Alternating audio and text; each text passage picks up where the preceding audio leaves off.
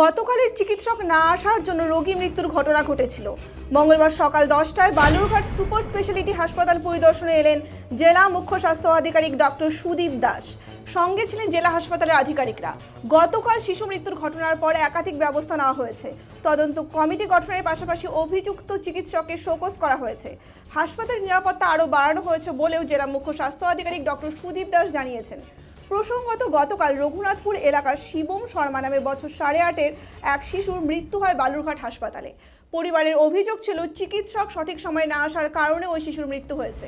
এ নিয়ে অভিযোগ দায়ের হয়েছে। তারপরেই এদিন হাসপাতাল পরিদর্শনে আসেন জেলা মুখ্য স্বাস্থ্য আধিকারিক।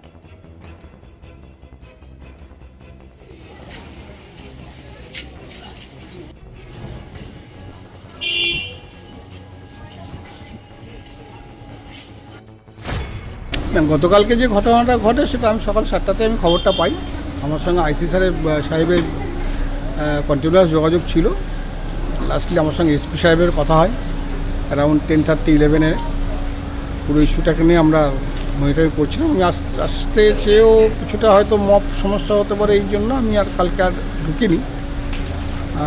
পুরো বিষয়টা যেটা আমরা প্রাইমারি ফেসি করে দেখেছি যে বাচ্চাটা সত্যি খুব ক্রিটিক্যাল অবস্থায় ভর্তি হয়েছিল।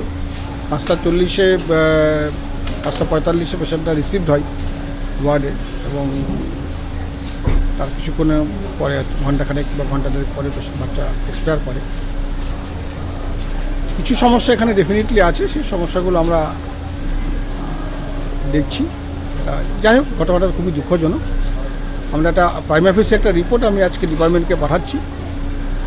ডিটেল রিপোর্ট উইদিন 48 আওয়ার্স আমি একটা রিপোর্ট উইথ মাই রেকমেন্ডেশনস যা ইস্যুগুলো আছে সেগুলো নিয়ে আমি ডিপার্টমেন্টকে জানাবো। এখন দেখি ইনকোয়ারি রিপোর্টের সাপেক্ষে যেটা উঠে আসবে সেটা ডেফিনেটলি সেটা যথাযথ তার ব্যবস্থা।